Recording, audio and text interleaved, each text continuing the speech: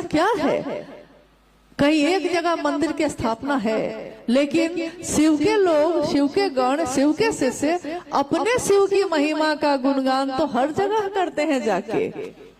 तो चलते फिरते मंदिर है वो, और जहां जाते हैं अपने गुरु शिव की दया का दिया जलाते रहते हैं। और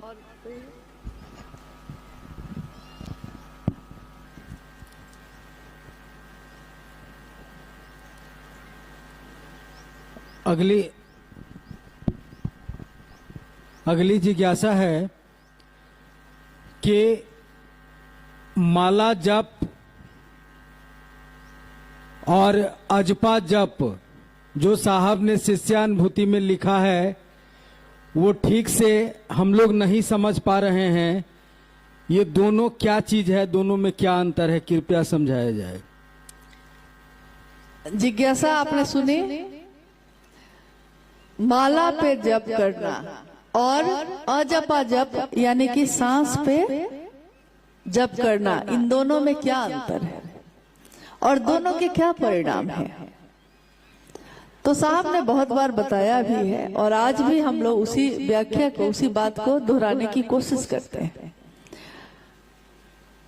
माला पे जप ये कोई आज नई बात नहीं है, अजपा जप ये भी नई बात नहीं है। प्राचीन समय से हमारे शास्त्र, हमारे वेद, हमारे उपनिषद, हमारे पुराण इस बात का जिक्र करते हैं कि माला पे जप किया जाता है मंत्रों का, और सांसों पे भी किया जाता है, यानी अजपा जप भी प्रचलित रहा है। माला पे जप करना यानी जिस देवी देवता के सानिध्य में आप हैं तो अलग अलग तरह की माला होती है। कभी रुद्राक्ष की भी कोई करता है, कोई कमल गट्टे पे करता है, कोई तुलसी की माला से करता है। अलग अलग तरीके हैं जप करने के। इसमें स्पष्ट है कि 24 घंटे में एक बार शिव के शिष्य जब उनको सुविधा हो, जब समय हो, अपने लौकिक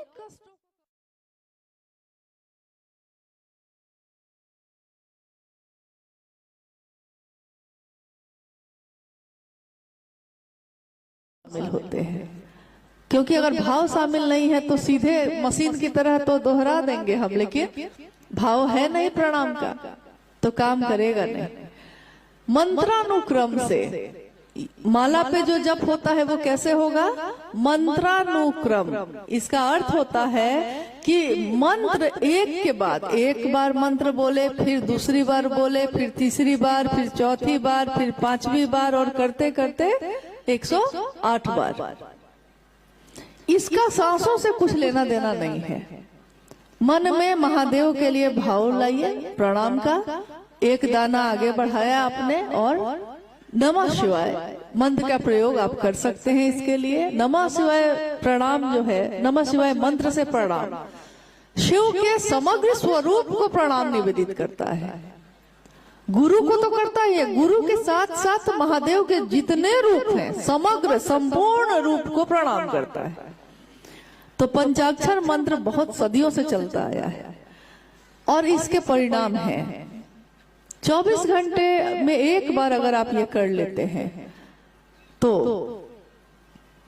अब आपने कहा कि सांसों पे चढ़ाते हैं, जैसे बहुत लोग क्या करते हैं कि एक दाना बढ़ाए, एक बार सांस लिए, एक बार छोड़े, ये भी दोनों को मिला देते हैं। माला जप और अजपा जप दोनों को मिला देते हैं। तो होता यह है कि जैसे दो नाव पे एक साथ सवारी आप कर रहे हैं, दो नाव चल रही है, एक इस पे है पैर और एक इस पे है, तो क्या होगा? पानी में गिर जाएंगे, कोई नाव काम नहीं करेगा। तो दोनों को एक साथ नहीं किया जाता, उसको मंत्रानुक्रम से करना है। 108 बार, जितनी बार आपका मन शांत है अपना कर लीजिए, जब आपको समय है। इसके लिए समय निर्धारित नहीं है। कहीं कहीं लोग समझा देते हैं कि 4 बजे सुबह में करना चाहिए। जी नहीं, ऐसा कुछ भी नहीं है। यहाँ तक कि शिव पुराण की वायवीय संहिता में भी लिखा है कि जब सारा संसार धर्म से विमुख हो जाएगा और गुरु और शिष्य परंपरा भी जाती रहेगी, संसार के जगत के लोगों के लिए एकमात्र मंत्र बचेगा नमः शिवाय।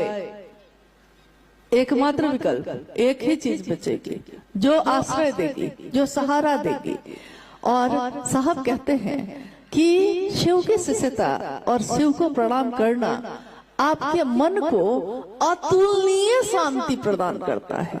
अतुलनीय मतलब एक होता है कि हम आपको कहें कि सब कोई एकदम चुप हो जाइए, तो आप लोग सब कोई चुप हो जाइएगा, तो क्या होगा? सन्नाटा हो जाएगा।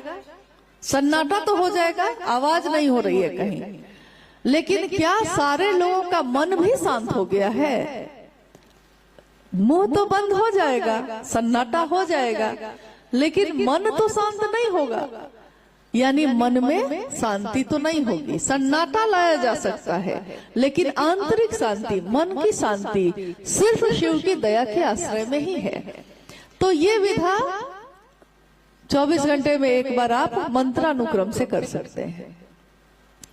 उसमें यह भी है कि ये एक ऐसा मंत्र है जिसके लिए कोई नक्षत्र, कोई दिन, कोई स्थिति, शुद्ध अशुद्ध, पवित्र अपवित्र, कोई मतलब ही नहीं है इन चीजों का। अगर आप नमः शिवाय से प्रणाम कर रहे हैं तो यानी इसके लिए आप कोई समय निकालने की आपको जरूरत नहीं है। जब आपको जिस स्थिति में भी आप शिव को प्रणाम करेंगे वो प्रणाम ग्रहण होता ही होता है।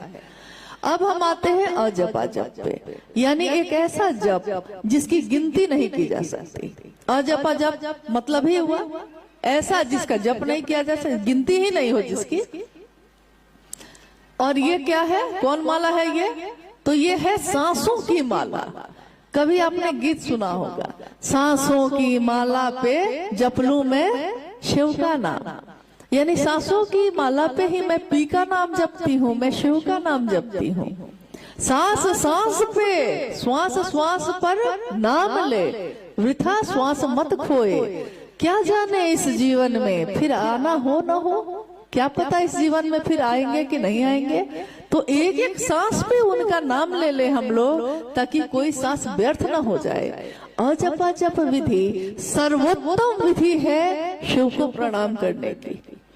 और क्योंकि मंत्र जो है 5 अक्षरों का ही सांस पे चढ़ सकता है और उतर सकता है, और वो मंत्र है नमः शिवाय, यानी नमः चढ़ा और शिवाय उतरा। शिव की शिष्यता में इसकी क्या भूमिका है?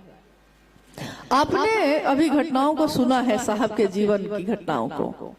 जब उन्होंने 1974 में शिव को अपना गुरु माना था, तो 1975 में बिहार में एक जिला है मुजफ्फरपुर, वहां का एक ब्लॉक है, प्रखंड है तुर्की। तुर्की के टीचर ट्रेनिंग कॉलेज के प्रिंसिपल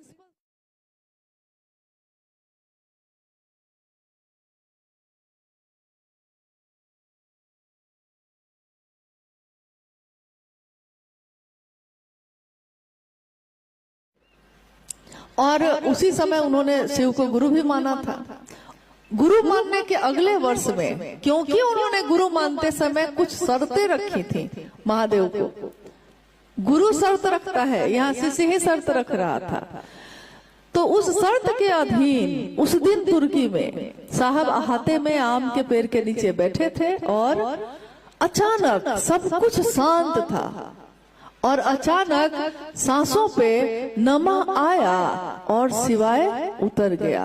उनके मन ने देखा इसको, उन्होंने कहा कान सुनते हैं, नाक सूंघती है, मुंह से हम स्वाद लेते हैं, लेकिन मेरे मन ने देखा कि नमः आया है और शिवाय उतर गया है।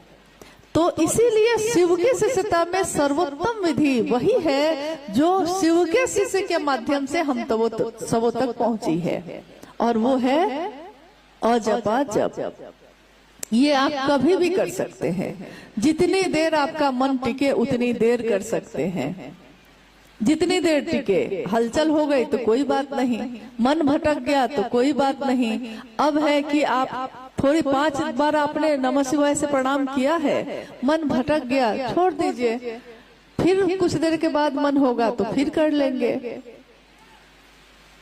जैसे अभी बारिश आ गई तो अभी कर लेते हैं हम लोग क्योंकि बारिश का तो अभी मामला था ही, बारिश तो होनी ही थी। महादेव की दया से इतनी देर टिका रहा, रुका रहा, ये भी उनकी असीम दया है।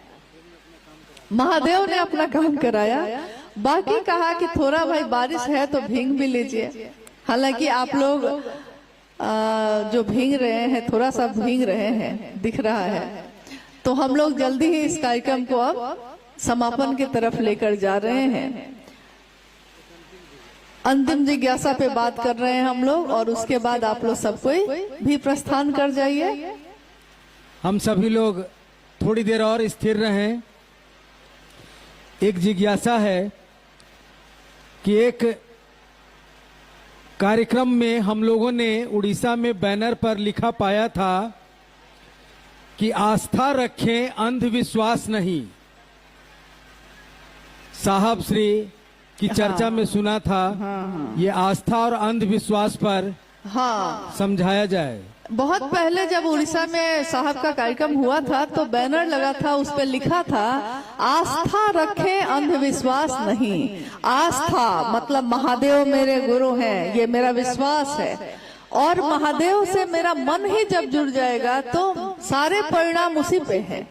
ये हुई आस्था, आपका विश्वास। लेकिन कोई कहता है कि इसमें पूजा पाठ करने लगिए, ओझा गुनी करिए, झाड़ फूक करिए, नाच गाना करिए, तो ये सारी चीजें जो है कही जाती हैं कि ये है अंधविश्वास।